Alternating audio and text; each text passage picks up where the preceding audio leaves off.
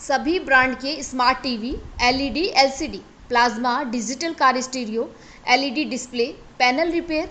Mukesh Ragdi, mobile number 9414482993, saint Aslam school, Babu Mohalla, Kesarganj, Ajmer.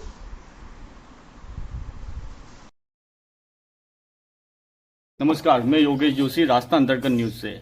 आज हम ऐसी शख्सियत से मुलाकात कराने जा रहे हैं जो 15 वर्षों से अधिक अपने आचार, विचार और ईमानदारी के साथ हिंदू संगठनों से भी जुड़कर, सामाजिक संगठनों से भी जुड़कर अपने कार्य को अंजाम दे रहे हैं और युवा राजनीति के एक नए चेहरे उभर कर आ रहे हैं। ये पूर्व में भाजपा भाजयुमो जिला अध्यक्ष उदयपुर देहात में रह चुके हैं। वर्तमान में संभाग प्रशिक्षण प्रभारी, विस्तारक अभियान और अभी भाजपा देहात जिला उपाध्यक्ष हैं। मैं आपसे मुलाकात करा रहा हूं चंद्रशेखर जी जोशी से और इनसे पूछना चाहेंगे आज भाजपा की मेवाड़ संभाग के अंदर किस प्रकार की रणनीति रहेगी, आगे क्या चुनावों में भाजपा उभर कर सामने आएगी, हम इनसे बात करेंगे। नमस्कार चंद्रशेखर जी। नमस्कार, राजस्थान दर्पण न्यूज़ का मैं धन्यवाद करूंगा और योगेश जी आपका धन्यवाद करूंगा कि आज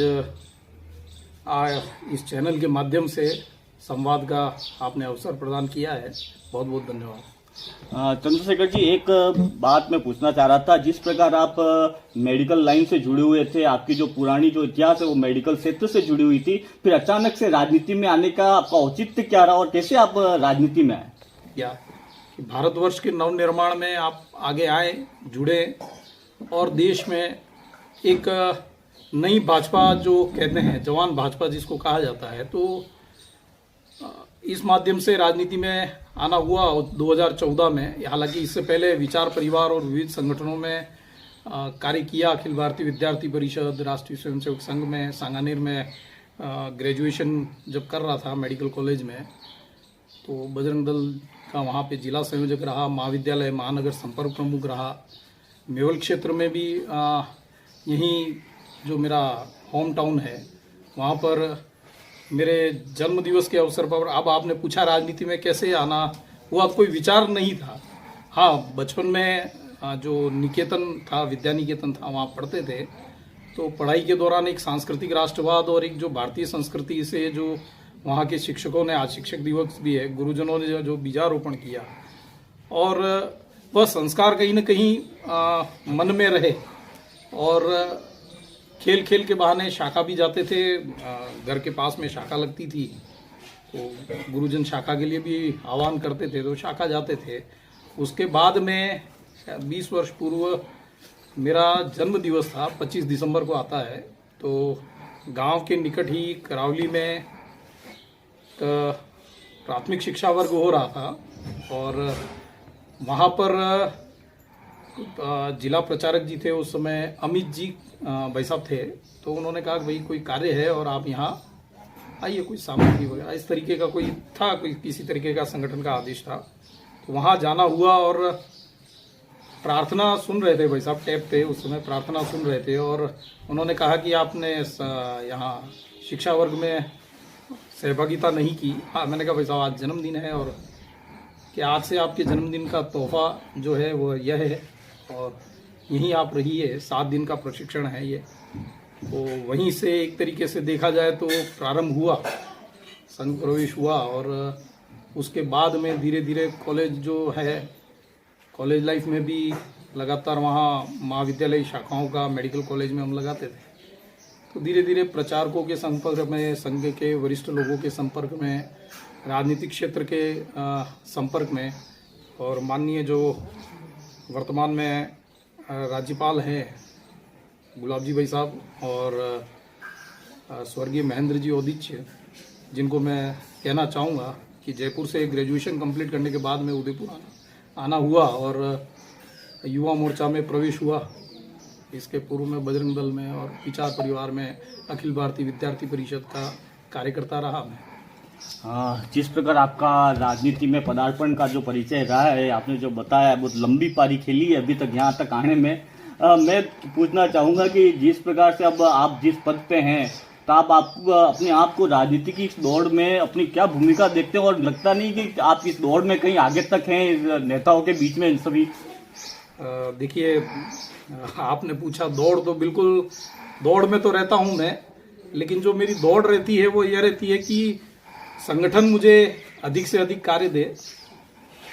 संगठन के जो वरिष्ठ पदाधिकारी हैं, शीर्ष नेतृत्व है, हमारे जिलाध्यक्ष हैं, प्रदेश अध्यक्ष हैं, या किसी भी माध्यम से संगठन का कोई कार्य आता है तो मन में ये रहता है कि उसकी पूर्व योजना, पूर्ण योजना, और जो काम मुझे दिया गया है उस काम में मैं सबसे आगे रहूं, उस काम को सबसे पहले पूर्ण करूं। जो लक्ष्य संगठन का है उस संगठन के लक्ष्य की दौड़ में मैं सबसे आगे रहूं। तो यह दौड़ तो मन में रहती है। इसके अलावा सारा सब कुछ संगठन पे है। आज तक संगठन ने जो भी दिया है, और हमेशा ये कहते हैं, हमारे माननीय संगठन महामंत्री जी भी कहते हैं कि आप राष्ट्र की चिंता कीजिए, आप संगठन की चिंता कीजिए, संगठन आपकी चिंता करता है। और कभी भी ये दौड़, पद, दायित्व, कद, इन सब की दौड़ से दूर स्वयं को रखा, और जो संगठन ने आदेश दिया उस संगठन के आदेश को सर्वोपरि मानते हुए, शिरोधारी करते हुए, जो सूचना मिली उसी को आज्ञा मान के और अपना कार्य मैं बखूबी करता हूं। अभी आप बूथ संभाग के पद पर भी हैं, उसके बाद भाजपा के बिहार जिला उपाध्यक्ष भी हैं अभी वर्तमान में।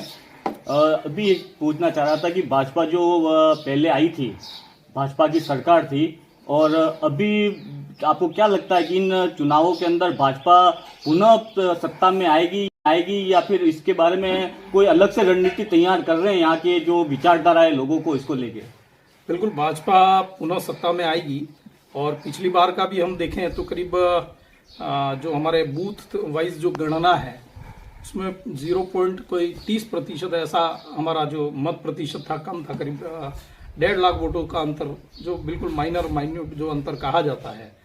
तो इस बार जो कांग्रेस का आपने कालखंड देखा 4.5 साल का, वो 4.5 साल का ऐसी अकर्मण्य, अराजक, तुष्टीकरण वाली, भ्रष्ट, निकम्मी, मतलब राजस्थान के लोकतंत्र में, और स्वयं अगर शासनकाल देखें तो वो स्वयं की अंतरात्मा से पूछें कि क्या ऐसा निकृष्ट शासन, ऐसा कुशासन जिसको कहूँगा, वो उन्होंने कभी देखा क्या?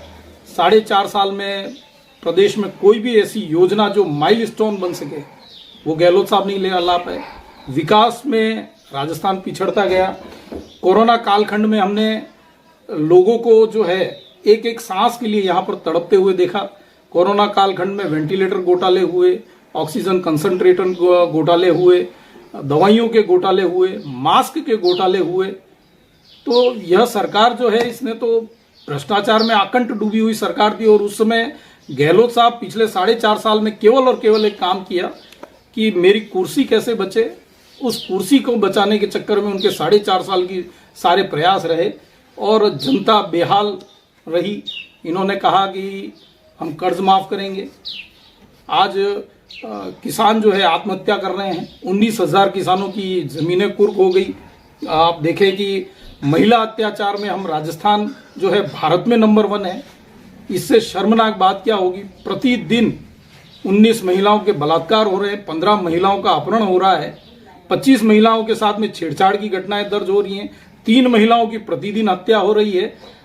आज यहीं पर दरियावद में आपने देखा, एक महिला को नग्न करके घुमाया जाता है और इनके प्रियंका गांधी और राहुल गांधी जो कहती हैं कि लड़की हूं, लड़ सकती हूं, लेकिन उन्होंने राजस्थान की ओर एक भी बार सर उठा के नहीं देखा। वो रणथंभौर घूमने के लिए आती हैं, तो कहीं पर भी एक भी राजस्थान की बेटी के लिए उन्होंने बोला हो। राजस्थान में पर्चे आउट हुए। कांग्रेस के नेता युवाओं का गला घोटने का काम किया, बेरोजगारों का गला घोटने का काम किया।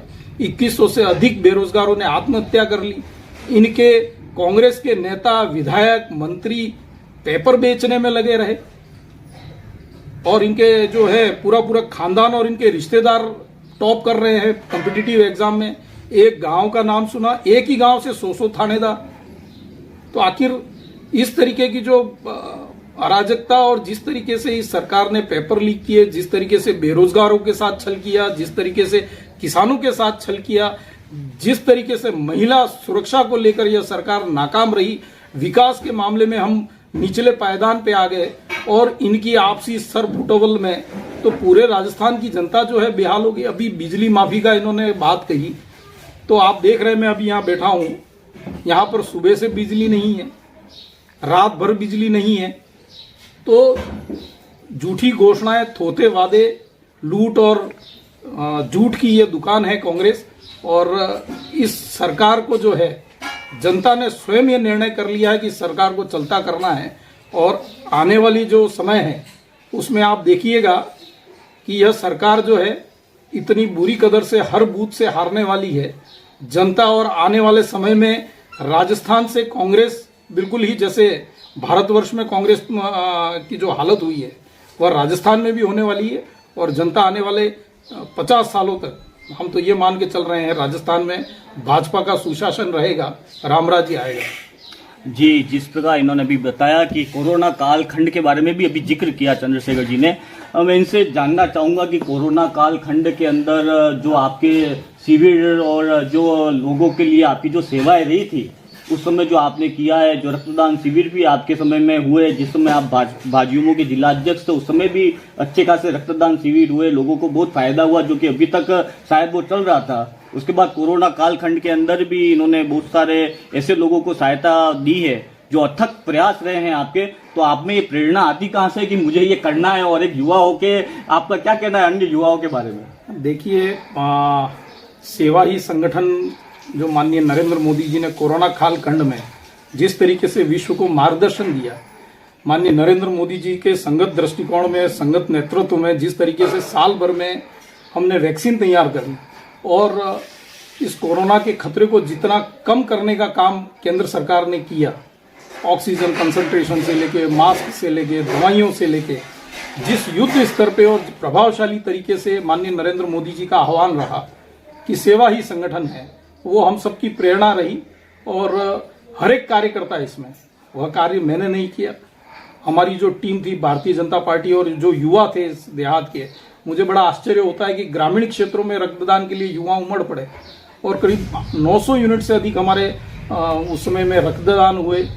किसी को अस्पतालों में दवाइयों से लेकर, मास्क वितरण से लेके, ऑक्सीजन कंसंट्रेटर से लेके, हमने हेल्थ वॉलंटियर कार्यशालाएं लगाई, हमने जो साइकोलॉजिकल काउंसलिंग के मेडिकल हेल्पलाइन चालू की। तो यह सारा जो है भारतीय जनता पार्टी का जो हमारा शीर्ष नेतृत्व था, माननीय नरेंद्र मोदी जी की जो प्रेरणा हमें बार बार मिली और उस प्रेरणा से अभिभूत हो गए। और उस प्रेरणा से, और रही बात आपने कहा कि कार्य तो हमारे प्रधानमंत्री जी का आज ही हमने अखबार में पढ़ा और अखबार में तो आज छपा है, लेकिन हम देख रहे हैं उन्हें बचपन से ही कि उन्होंने प्रधानमंत्री बनने के बाद में भी एक दिन का भी अवकाश नहीं लिया। लगातार 17-17, 18-18 घंटे उनके कार्य, सतत कार्य करते रहते हैं। तो जब शीर्ष नेतृत्व ऐसा है तो मुझ जैसा छोटा कार्यकर्ता भी यह प्रयास करता है कि मैं गिलहरी जितना भी योगदान इस संगठन के लिए, इस मातृभूमि के लिए अगर और इस विचारधारा के लिए दे सकूं।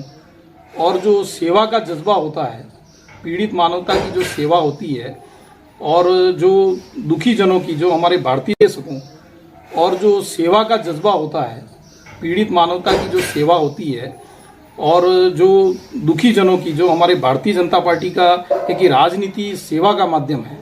तो जब मन में सेवा के भाव जब जागते हैं, कुछ करने का, लोगों के लिए कुछ करने की भावना जागती है, तो फिर अपने आप ही ऊर्जा वह ईश्वर प्रदान करता है। और हमारा तो संगठन का वाक्य भी ये है कि त्वदीयाय कार्याय बद्धाय कटियम। और हम जो ये कार्य कर रहे हैं और इस कार्य करने को लेकर जो कटिबद्ध हुए हैं, यह ईश्वरीय कार्य है। और जब ईश्वरीय कार्य करने के लिए निकले हैं तो वो ईश्वर ऊर्जा स्वयं देता है। ये परिवर्तन यात्रा जो अभी निकल रही है राजस्थान में, जिससे शुरुआत हुई है उदयपुर बांसवाड़ा संभाग से, तो ये परिवर्तन यात्रा कितने किलोमीटर तक है और कहाँ कहाँ जाके और अंत में इसकी समाप्ति कहाँ होगी? देखिए, बेणेश्वर से जो परिवर्तन यात्रा निकल रही है, ये इसका उदयपुर संभाग है, फिर कोटा जाएगी। तो इस तरीके से 20-25 दिनों की यह यात्रा है।